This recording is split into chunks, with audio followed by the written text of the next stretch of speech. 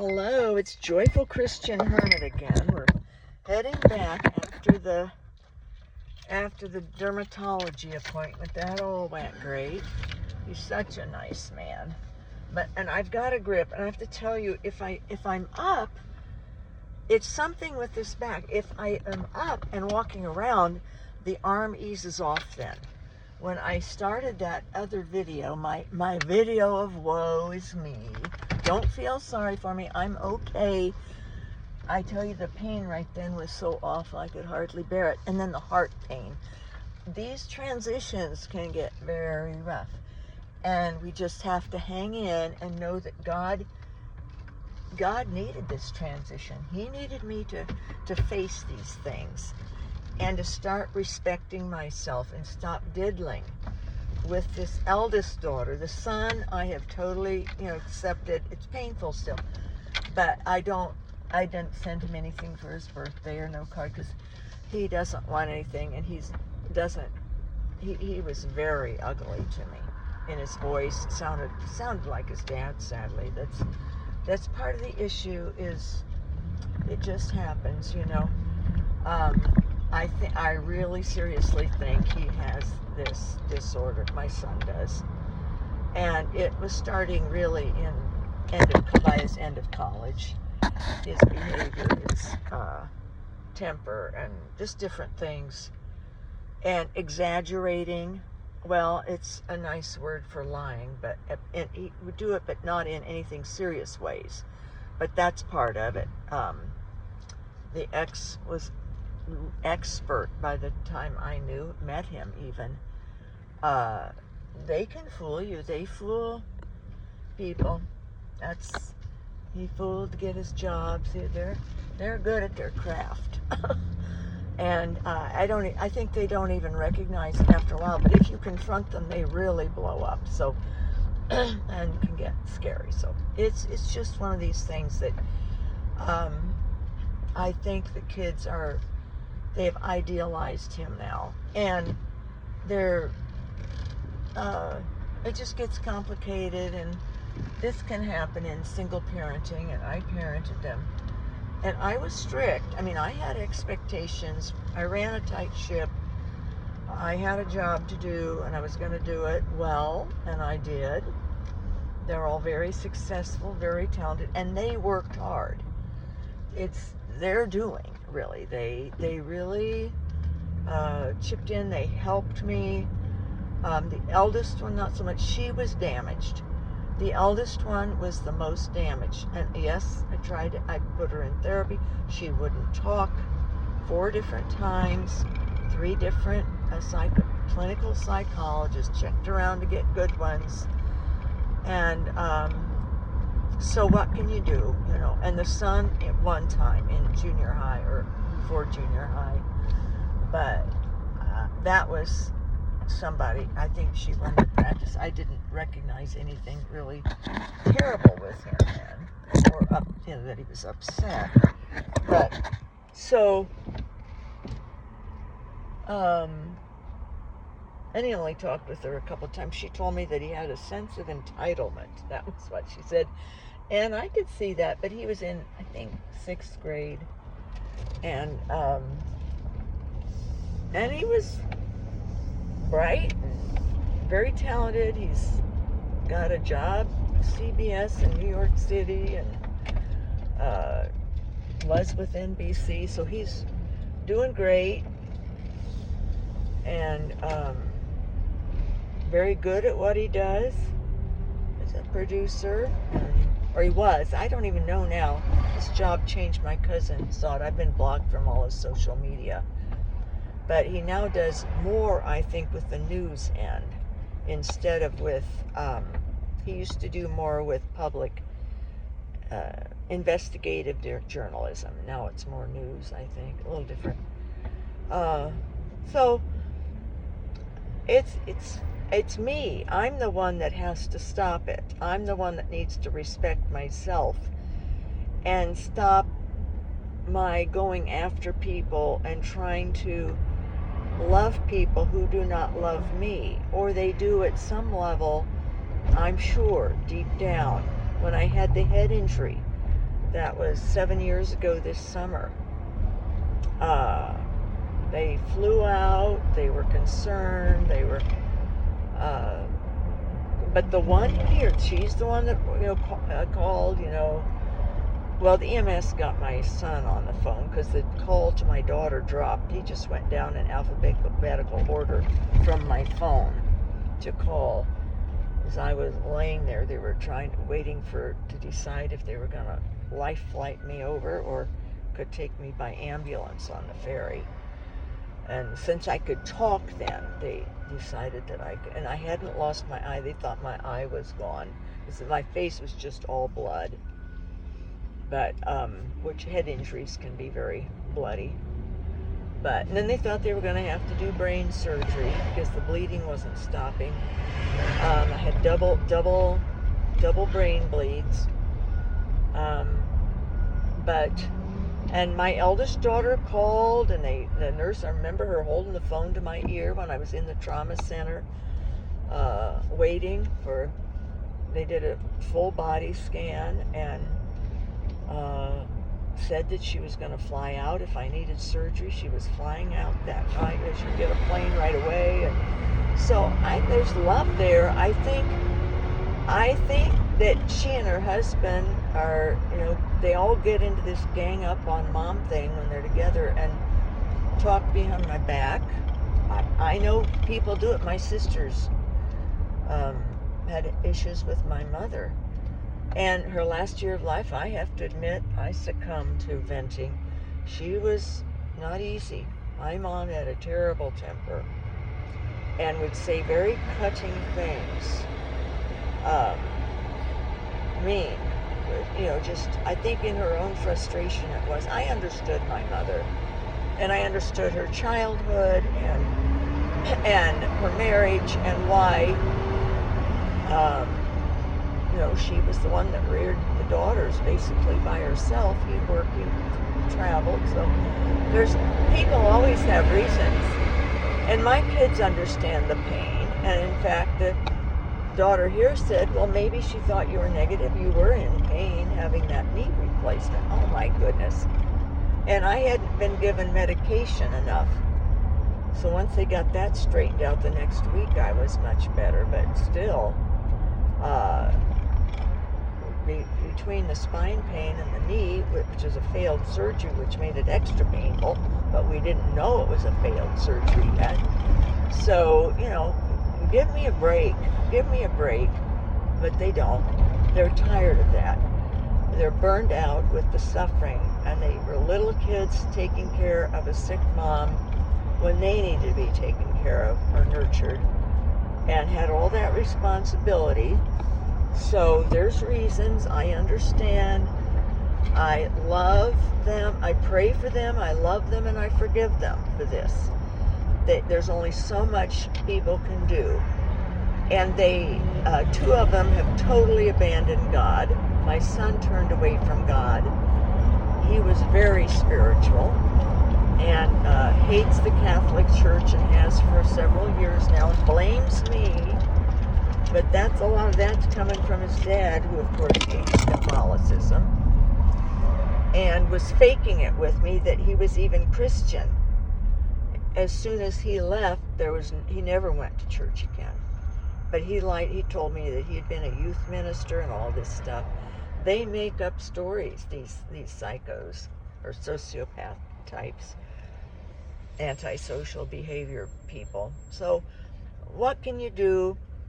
Pray, love, forgive, and move on with my life. But I'm not convinced totally that the eldest daughter was maybe trying to make comments to her brother and sister about me, because I don't know if truly they feel that way. What you say to your sibling about a parent might not reveal your true own feelings.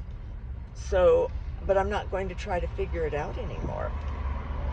And until they want to talk to me and say what their grievances are, with me and specify what it was that they're so angry about. I can't do a thing about it. I have raked through my mind for many years now. What was it I did? What was it I did? And I can't come up with anything other than the suffering did a number on them. Because I've read studies on that kids of a parent who is chronically ill with pain, especially if it's the mother that rears them, that the kids resent the mother then when they're adults. And so my kids are following that study exactly. They are exactly following it in the outcome. So, but I'm not perfect, but I did the best I could, and I will have to say I did a very good job. I would say at least a B if we're going to grade it. And my parents, I think, get an A for all they contributed. They came out after that surgery when I died and recovered. They took the kids. They had them at the lake house for 2.5 weeks. The ex-husband wouldn't let them stay another week and a half at the lake. My parents were going to drive them on a trip across country so that they could see the United States. But my ex refused and said no, they had to come back for visitation with him. And the kids didn't like going to visitation with him. They forget all that. So they have idealized their dad now, which someone tells me happens. You know, that can happen. So there's all the reasons, and I have to not feel guilty about not trying anymore, because I'm very persistent, and in this case it's only disrespecting myself more. So done with that. I will pray, I love them, and I forgive them. And I understand more what their issues are and what they're doing than what they understand of me, probably. So, but I do remember the HOA man had been on my case right before that surgery, and I was frantically trying to finish getting my gardening done because they'd made these threads and they'd grilled me for an hour in my front drive. The HOA men, these same two losers, old geezers, caught up in their egos about their big important volunteer job that they, I think the one didn't have satisfaction in his career, so this is his big chance to feel like he's the boss. So but I'm gonna talk to the police and say I'm not well enough to take that kind of stuff, and I don't want to have to use all my energy to stand up to the bullies. So and crying takes energy. I don't want to cry. I've got to use all my energy and focus to handle this arm pain and numbness. So next Tuesday, I get the MRI. This dermatologist, older man, he's so nice and knowledgeable, and he said, make sure that they're checking your spine for any kind of tumors. And I said, yeah, they're doing an MRI of the thoracic, so that's good, and the neck. So anything will show up that needs to. And I've got the best neurosurgeon. So dear God, I don't want more surgeries.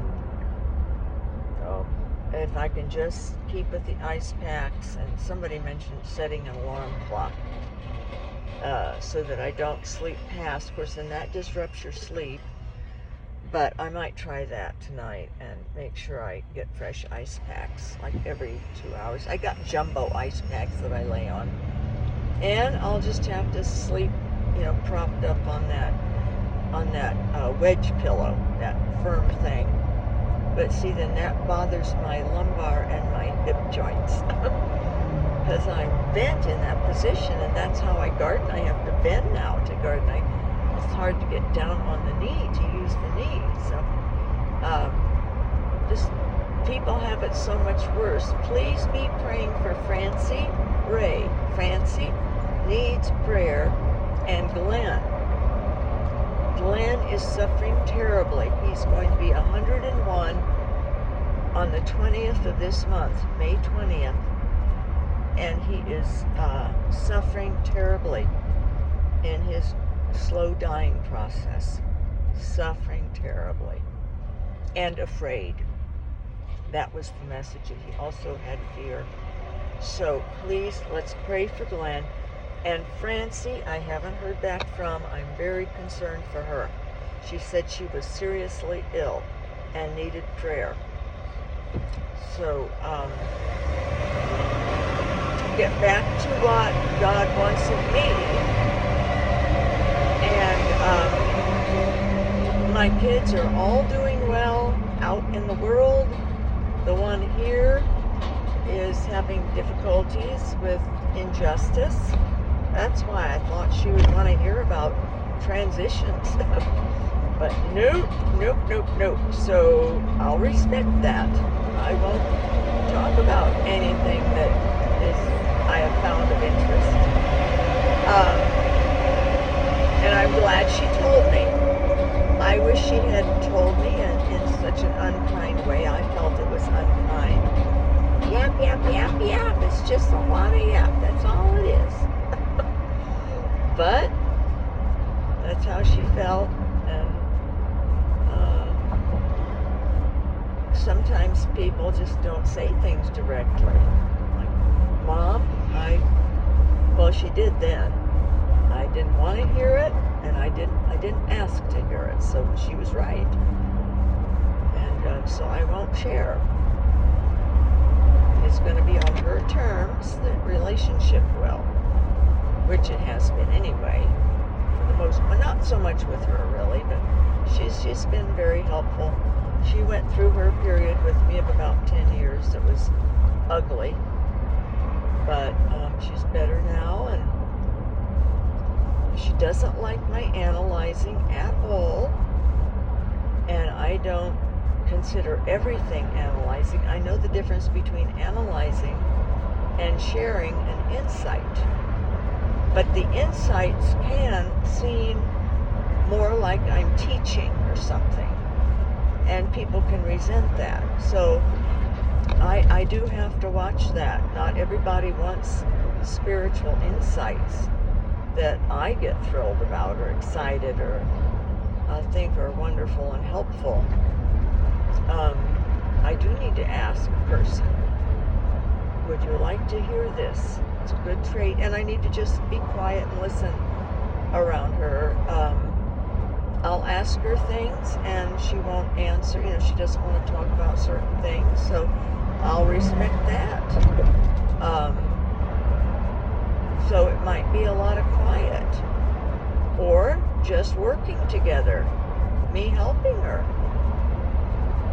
She sure helped me on the island. She would drive up there and help do things, take a weekend or 3 days and work with me. We laid carpet together. It was fun. We conquered horizons we've never done. But she's getting it now with her divorce and how these people were trying to rip her off with way outrageous tile bits. And so she knows that what I was going through wasn't just negative, it was just facts. I think my eldest daughter thinks it's negative when something bad keeps happening. It's reality. Being ripped off is a reality. So she's experienced it now. Anyway, we'll get there. And at some point will be the transformation. I'm looking forward to that. And the way I had left it with the daughter a week ago in a text message is that anytime, she can contact me. I'll leave the relationship in her hands. These things go. It was an unusual situation that we had on our hands with their dad, and court and police. Had to call the police in the spring before we got out of California. He came with his wife, or I think they were just living together then. They weren't married yet. Pounding on the door at 8:30 in the morning. Kids were scared to death. I had to call the police, and fortunately they weren't busy. One came, took them about maybe 20 minutes, but I called the church. We were getting ready to go to church, and there their dad was at the door, pounding and pounding, demanding that the kids come out, and they refused. They didn't want to come out. They were scared. And so a man from church came. He was a Marine, ex-Marine, married. He came and waited with us until the sheriff deputy arrived. And the deputy interviewed him. At first thought maybe it was a boyfriend of mine or something.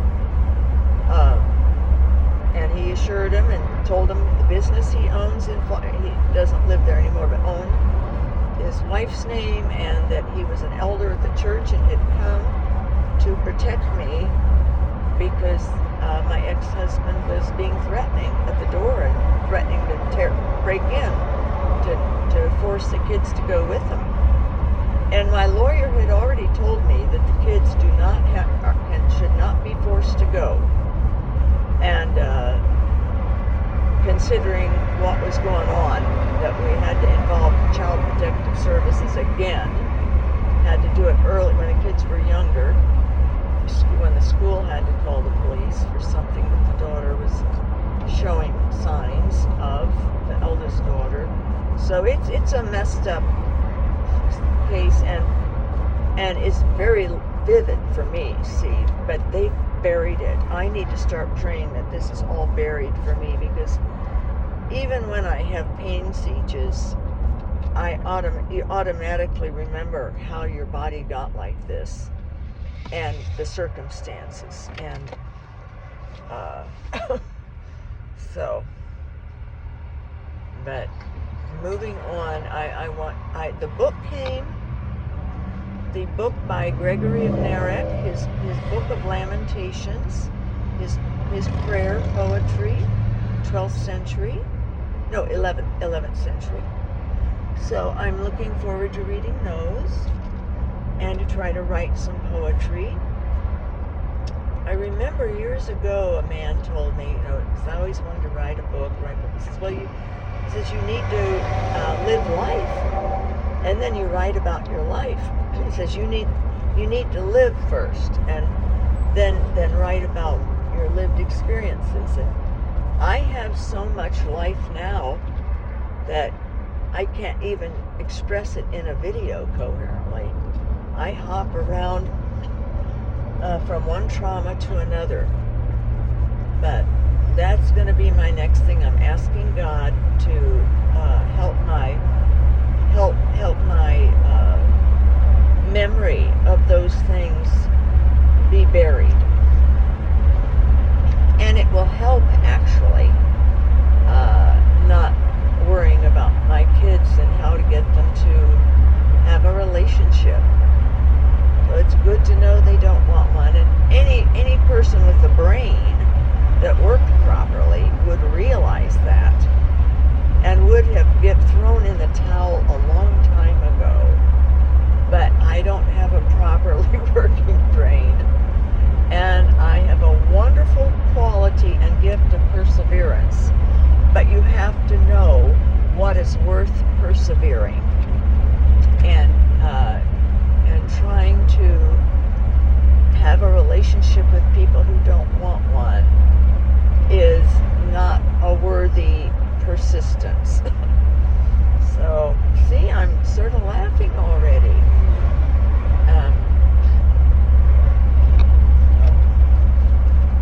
But wow, how I love my children. I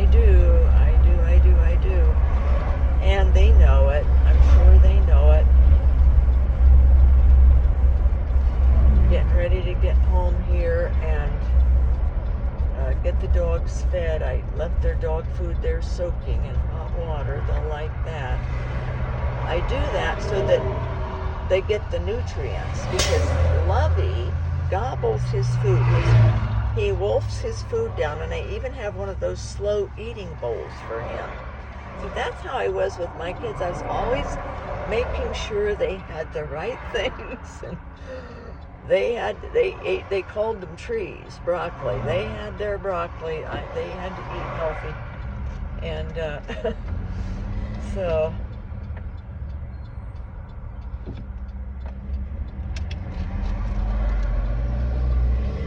And other people were so good, they would take them on vacations because I couldn't travel, and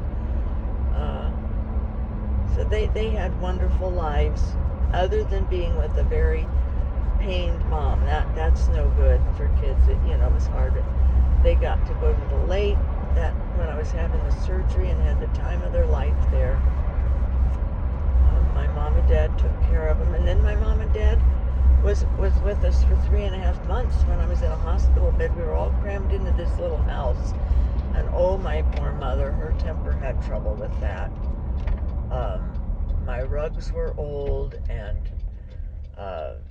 carpeting was old, so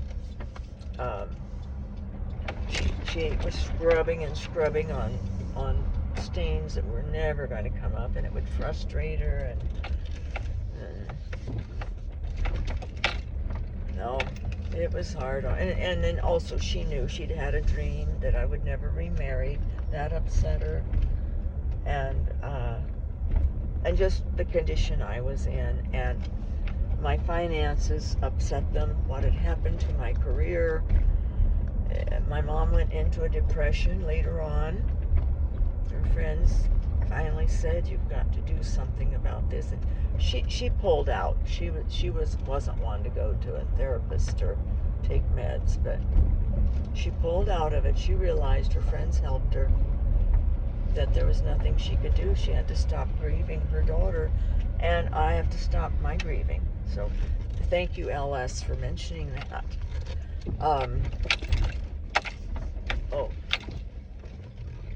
Under the circumstances, I'd say I was a very good mother. And they did not want to be with their dad at all. They were the ones that wanted to go to Midwest, because the judge set it up so that, and he told the ex before the ex flipped out in court, but he said, and to prove you can know if your children are being brainwashed by their mother or not, that if they really, really want to go back to the Midwest, they will agree to visit you, and they will to leave the next day. He set a pickup time, and we're allowed to come back the day before we flew back. We could fly back the day before school started. So they would have to be willing to be with their dad for 9 days, I think, or 8 days, 9 days maybe. And I told the kids, because they were adamant they never wanted to visit with them again for what he was doing to their little brother. And they so wanted to get back to the Midwest and get away that they said, we'll do it. And I said, it's fine, because I really sort of preferred staying. I'd had these dreams, but I was thinking that maybe it was something in my head, that it really wasn't God night after night telling me to take them and get back there. But no, Mom, no, we'll do it. We'll do anything to get out, to get away. Of course, they forget all of that. And so my lovely woman friend, I couldn't drive that far. She drove him up, or met him. They had to meet part way or something. I forget how it was. But she had to go up and pick them up from his place. And he was living with this woman and her children then, the one that eventually married. And he wouldn't release them. So we had to get the police. She had to call the police. I had to get hold of my lawyer. And the judge had to sign an emergency order for the police. And the police then went to the house and forced him to let the kids come out. And my friend said they ran out and into her car.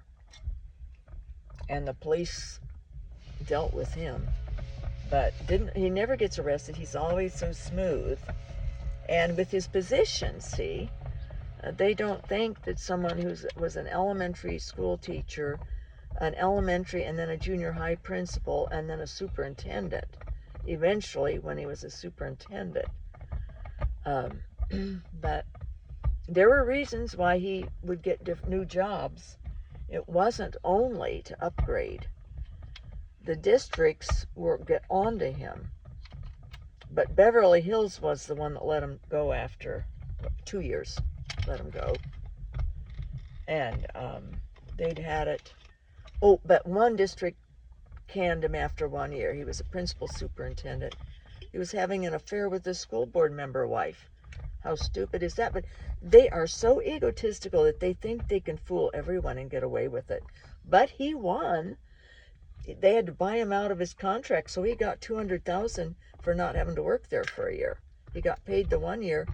They wanted him out after the 1 year, and they paid him his $200,000, and they moved him on his way. It's called the Dance of the Lemon. But he was done in Southern California, so he got a principal superintendency up in an island off Washington, off of Seattle, and so he got paid that year then. So he made out well financially. And that's so impressive to Micah's. Oh, my daughter's the one here. But he's so successful. And he's normal. Just normal to talk with him. And fun. And he talks about anything. Well, I can talk about anything. But I'm not interested in talking about politics or the world or sports. I'm not into all of that. I'm into God, and so they're right about that, but I can talk about the other stuff. It's not that I can't. If they would talk to me, and my son, he before he cut me off, it was a couple of years before, but he was finally going to buy an apartment instead of throwing out all that thousands in rent in New York City. Finally saw the light. And it turns out, though, he needed a swing loan, but his dad had reneged on him. His dad was going to do it. So I did it. I said, don't you ever say who did this. Don't tell your dad. Don't tell anyone. And I had the money then. I'd gotten off the island and had sold the place and had gotten my mom and dad's money back.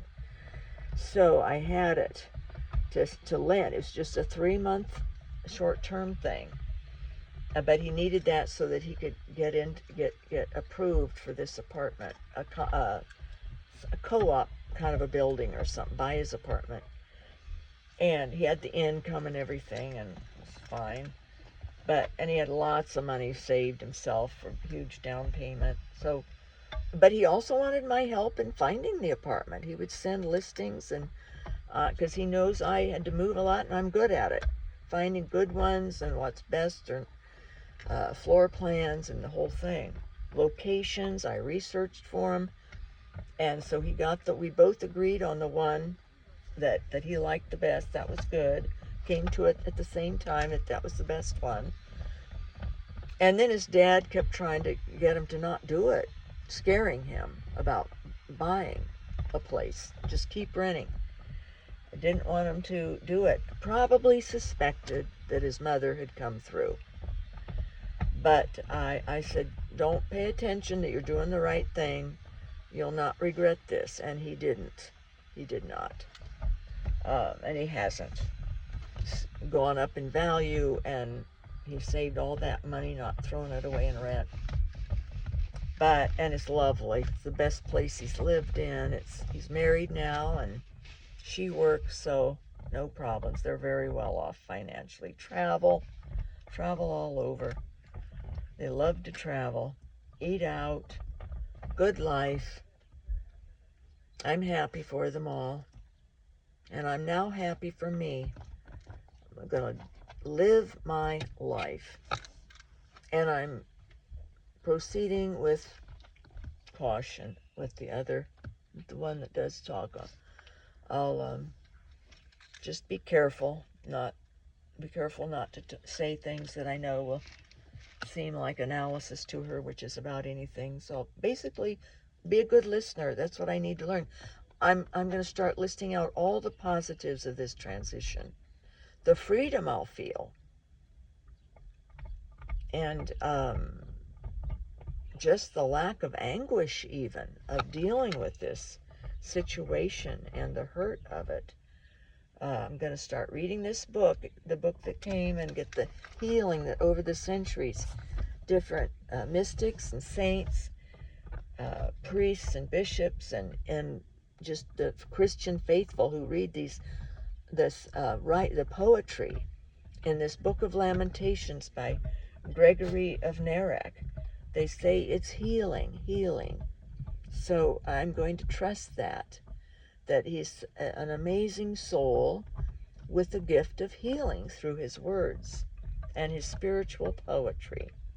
So I'm home now, and here we'll get these puppies fed and their day going. And we're going to do some planting today, get some planting finished up. And then I'll be ready, hopefully sometime tomorrow, to start putting stone on the front of the house. Air stone. So, thank you all.